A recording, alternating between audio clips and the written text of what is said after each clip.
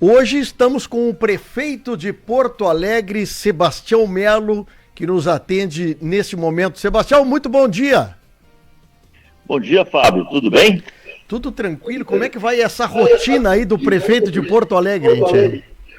Tu sabe que uma vez eu estou em Camaquã, eu acho que com meu amigo Redes Ribeiro, né? Sim, falecido, visitou jovem. É. E aí o cara fez um discurso. Camaquã, aonde a vaca não dá leite e a ovelha não dá lã. Eu disse, mas que coisa, não? Aí eu lembro disso até hoje. Ele fez um discurso. Saudade do Mendes Ribeiro, viu? Olha, que legal.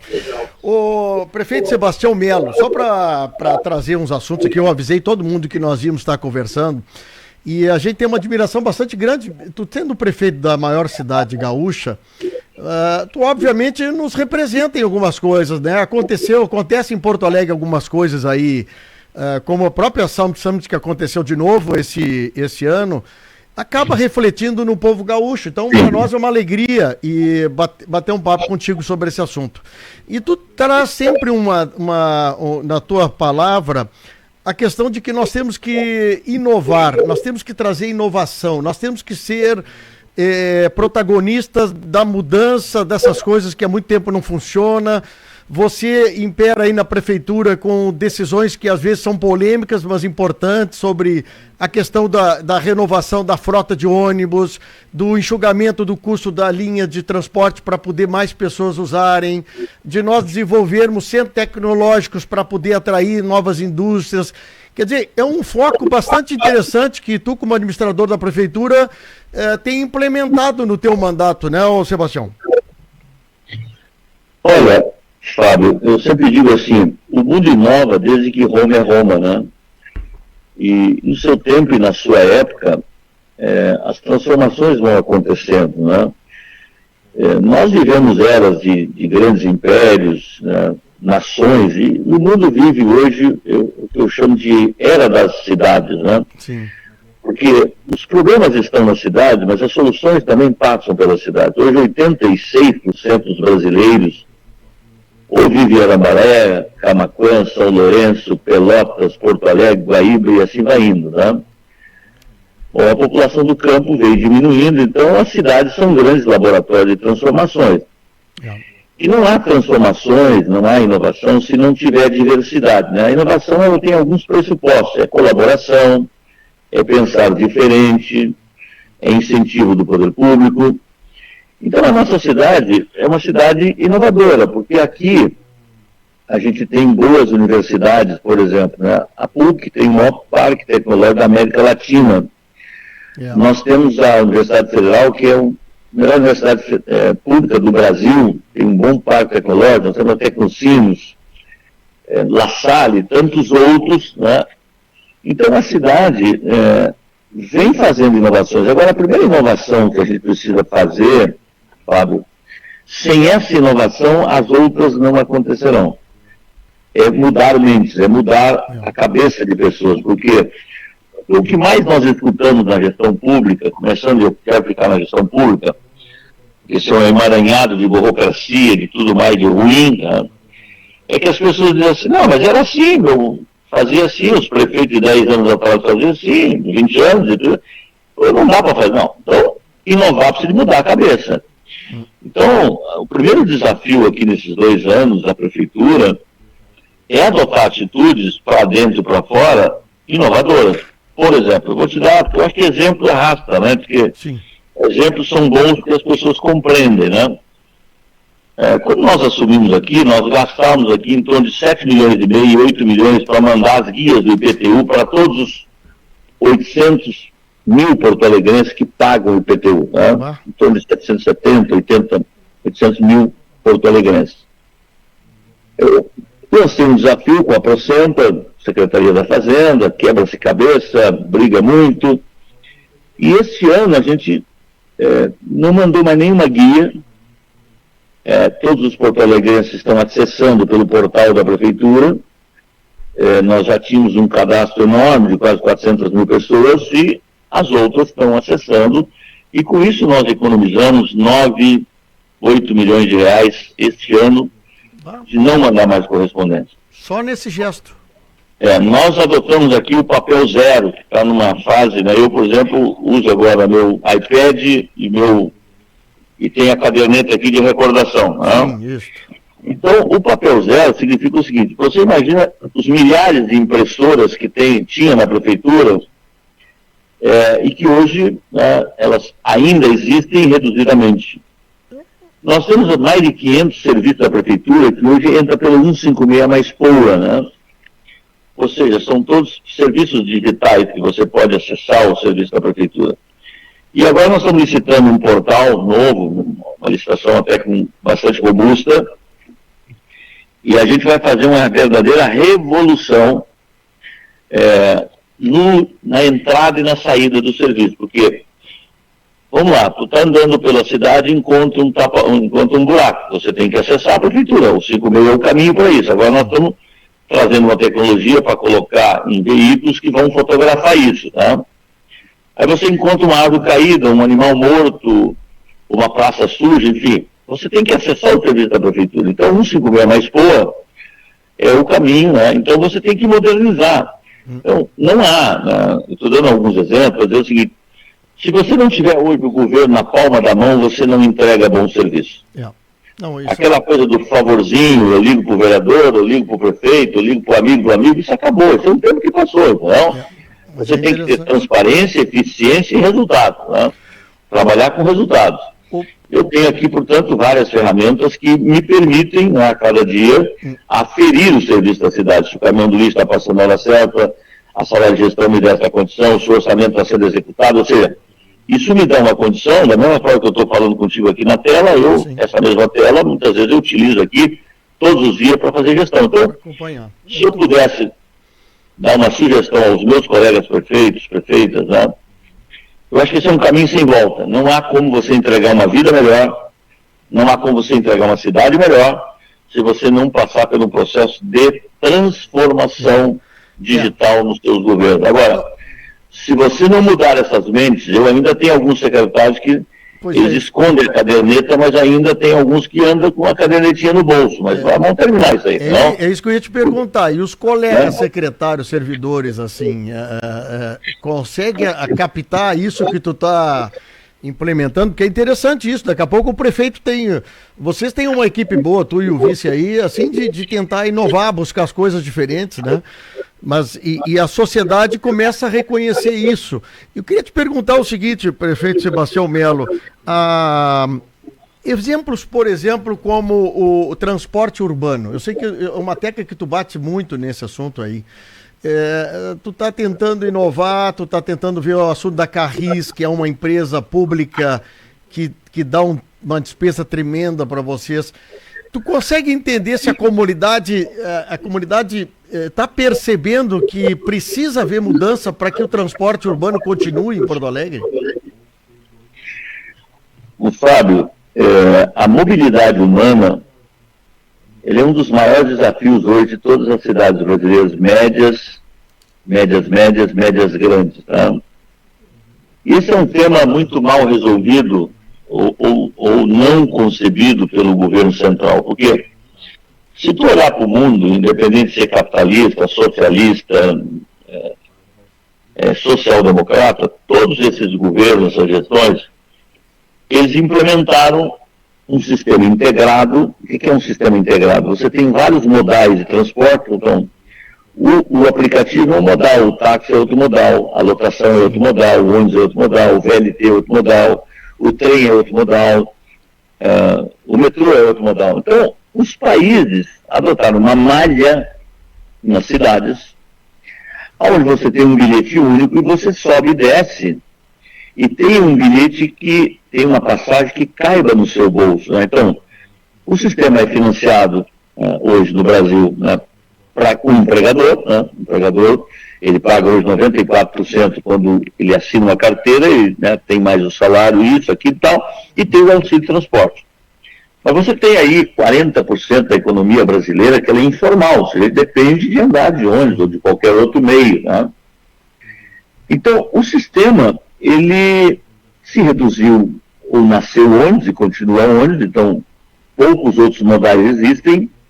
Então nós temos que trabalhar, na nossa avaliação, com três pilares, né? Primeiro, tu tem que melhorar a qualidade do sistema. Ninguém vai... Hoje, o povo que anda de ônibus só anda porque não tem nenhuma outra opção em Porto Alegre. Se ele tivesse outra, ele não andaria, porque o sistema é ruim. Então, você tem que melhorar a qualidade, você tem que, portanto, modernizá-la, você tem que ter tecnologia, você tem que ter uma interoperabilidade, e você tem que ter uma passagem que caiba no bolso do cidadão, né? É o que nós chamamos de modicidade da tarifa. E por isso nós, prefeitos da Frente Nacional do Prefeito, nós estamos defendendo já há um bom tempo de que é preciso criar o SUS do transporte coletivo. O que é o SUS do transporte coletivo? É uma lei federal que divida responsabilidades entre os 3 entes federados, né? Qual é o papel da União? E, para mim, a União tem 2 papéis fundamentais.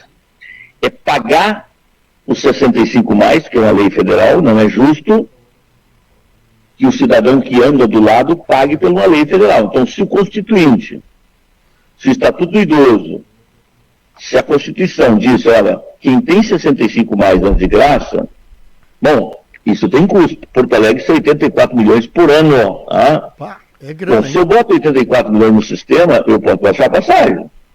Por exemplo, hoje, se o governo federal botasse os 65+, a passagem que está R$4,80, eu baixaria amanhã para R$4. Amanhã para R$4. Mas o governo federal não bota. Então, você tem que ter um marco regulatório que trate da modicidade, mas que o BNDES financie modais de transporte, a mudança de, por exemplo, os ônibus hoje são diesel. Não tem mais espaço para isso, a sustentabilidade. Você tem que ter ônibus elétrico. O ônibus elétrico custa 2.600.000. Só que o contrato que as prefeituras assinaram, ou que até não assinaram, mas que tem uma permissão precária, são ônibus que custam R$700 mil. Então, tu vai chegar para o empresário e vai dizer, olha, se eu me compro um ônibus de 2 milhões e meio, só me paga o ônibus. Então, o sistema faliu antes da pandemia, perdeu o passageiro pelos aplicativos, perdeu pelo teletrabalho, perdeu pela telemedicina e perdeu na pandemia. Então, o sistema hoje não se sustenta mais sem subsídio. Porto Alegre está botando mais de 100 milhões por mês, por ano, entre Carris e setor privado. E para não te deixar de responder sobre a Carris, nós estamos numa consulta final no Tribunal de Contas, porque já faz quase 2 anos que nós aprovamos, não chega a 2 anos, a Câmara aprovou a autorização, mas entre a aprovação da autorização e o rito que tem que correr uma privatização é um rito que não é fácil. Nós estamos com muita expectativa de vender a Carris ainda no início do segundo semestre deste ano. Não? Prefeito, o nosso colega Ayrton Lemos, que é o nosso jornalista da Acústica em Porto Alegre, nós conversamos agora há pouco, eu falei para ele que nós íamos te entrevistar. Ele pergunta o seguinte, se o transporte urbano é um problema, é prejuízo para as empresas, por que as empresas desafiam, buscam e, como ele disse, não soltam osso nesse assunto, eles não saem da linha, eles não permitem que outros operadores entrem? Olha, deixa eu dizer o seguinte, há um monopólio no Brasil no sistema, é verdade. A concorrência é zero nesse sistema. Agora, a questão é o seguinte, no nosso caso aqui, eu sempre gosto de destacar o seguinte, eu não estou botando dinheiro público para empresário, eu estou botando dinheiro público para pagar as isenções que os governos, através dos seus tempos, acabaram concedendo. Então, por exemplo, qual é o total de isenções em Porto Alegre daqueles que andam no sistema e não pagam? Já foi 33%, hoje é 24%. Sim. Esses 24% representam 192 milhões por ano para o sistema. Isso é 15% do faturamento do sistema. Eu estou botando mais de 100 milhões, então estou botando 55% das isenções, eu estou botando pelo dinheiro do Caixa do Tesouro. Se o governo federal botasse os 84, eu, para manter a passagem de 4,80, eu tive que bancar isso. Eu não, a prefeitura está bancando através do seu orçamento, através de uma decisão política do centro do governo, que tirei de algum lugar. Geralmente o gestor público tira dinheiro de onde ele não pode tirar, mas eu tenho que tomar decisões. Então tomar uma decisão. Pois bem, agora, se todo mundo pagasse a passagem, você botaria no sistema, entendeu? Mais baixaria a passagem para R$ 3,90, R$ 4.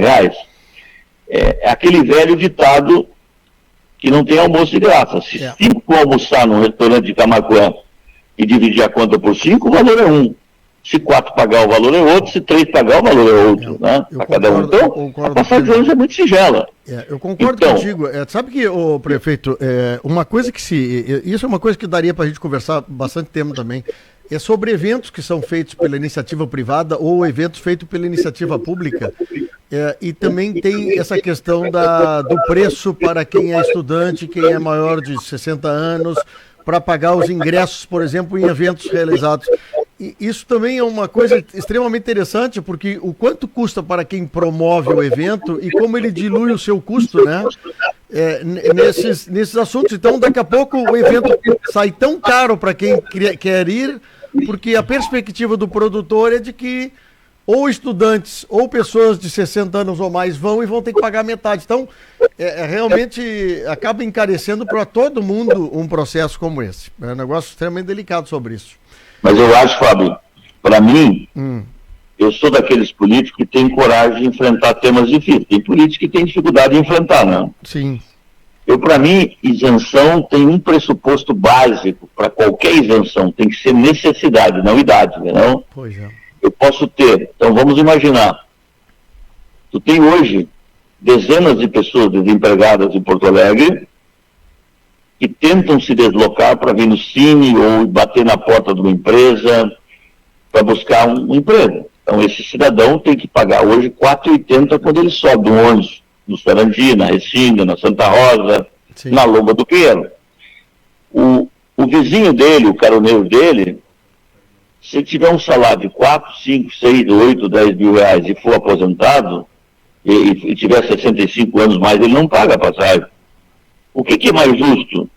É o sujeito que está desempregado procurando um emprego e não pagar a passagem, ou aquele que tem um salário fixo de aposentadoria, mas que tem 65 anos, só por ter 65 ele não paga a passagem? Bem isso aí. Então, segundo, tinha estudantes aqui, por exemplo, que estudam na PUC, por exemplo, que o pai tem condições de pagar 10 mil reais para fazer medicina, e esses estudantes não pagavam passagem, ou pagavam 50%, todos eles pagavam 50%, não, eu mandei cadastrar, a lei mudou, é o seguinte, é cadastro único. Quem está no cadastro único leva 50%, quem não está no cadastro único não leva, porque, quer dizer, o sujeito paga para ir na faculdade, muitas vezes, né, aí pega, às vezes, um TRI, né, empresta o TRI, então, o sistema, ele não perdoa, ou seja, quanto mais isenções eu tiver, eu concordo com o senhor. Baixa a quantidade de passageiros, bom, eleva a passagem. Então não tem milagre, só tem no discurso o fato. Só para quem é socialista, comunista que defende ônibus de graça, defende ônibus com ar-condicionado e passar zero. Então é só nessa teoria, porque na prática, na vida real, isso não existe. Não funciona. Prefeito, deixa eu só fazer uma última pergunta para o senhor aqui. Eu estava entrevistando antes do senhor chegar na tela, a presidente da Associação de Pais de Filhos ou Pessoas com Autismo. E nós estávamos debatendo aqui bastante sobre isso. O que a Prefeitura de Porto Alegre atende a essa questão do autismo, que é um número que impressiona aqui em Camaquã a quantidade de pessoas que estão sendo detectadas com esse tipo de problema. Como é que Porto Alegre está se vendo com esse assunto e fazendo, prefeito? Fábio, nós assumimos um compromisso e ele está sendo agora numa fase final de edital. Nós estaremos, talvez, nos próximos 30, 40 dias, implementando um centro, né, juvenil de autismo, tá? Porque esse é um diagnóstico que, quando constatado ainda na tenra infância, ele tem um acolhimento muito melhor, né, desse transtorno. Tá? E hoje, segundo estatística médica, de cada 40 crianças que nascem no Rio Grande do Sul hoje, uma tem transtorno de autismo. Então, essa é uma política pública que os governos precisam atentar para ela. E o SUS, que é o Sistema Único de Saúde, né,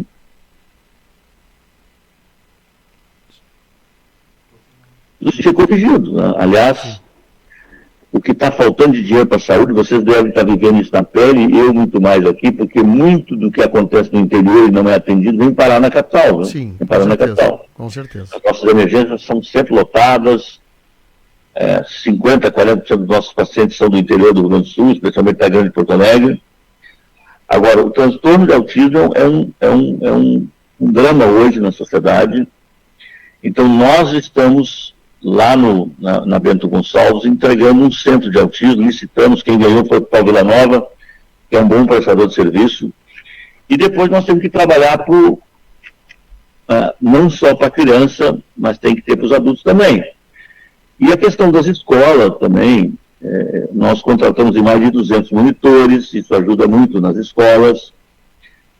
Hoje, inclusive, eu tenho à tarde uma audiência com o juiz da infância e da adolescência, porque o judiciário e o Ministério Público, eu tenho muito respeito, mas eles não foram eleitos. Não? Eles não foram eleitos para governar a cidade, nem o Rio Grande, nem o Brasil. E às vezes, para o Judiciário e para o Ministério Público, no papel, tudo tem solução. Mas não é assim, não tem orçamento para tudo, Fábio. Sim, concordo. Você acha que algum prefeito deixaria de ter vaga para criança, ou ter centros de autismo, seja para adulto, para criança? É que o dinheiro é muito curto, entendeu? Então a gente precisa dialogar com o Judiciário, Defensoria Pública, porque hoje, por exemplo, Porto Alegre, nós, esses 2 anos, conseguimos ter mais 3.100 vagas para crianças nas creches, mas ainda falta muita gente na fila, entendeu?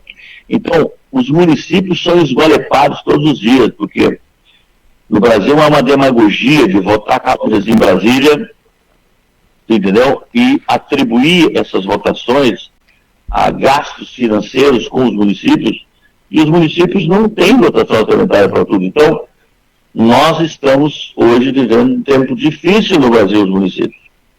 O cidadão não mora na União, o cidadão não mora nos estados, o cidadão mora nos municípios, e os municípios têm todas as demandas do mundo, só que ele não tem aquilo para poder resolver todas as demandas que são os recursos necessários. Então, tempos difíceis, tá? Aí essa é a pressão do Judiciário, do Ministério Público em cima dos prefeitos. Prefeito Sebastião Melo, prefeito de Porto Alegre, muito obrigado pelo carinho de atender a gente. Olha, eu gosto muito de falar contigo, tu é um cara direto e fico feliz aí com essa pronta decisão tua de atender a gente. Essa do Centro de Atendimento às Pessoas com Autismo em Porto Alegre, uma bela notícia. Eu vou também, a hora que tiver oportunidade para ir para conhecer. Muito obrigado por atender a Acústica FM de novo, Sebastião.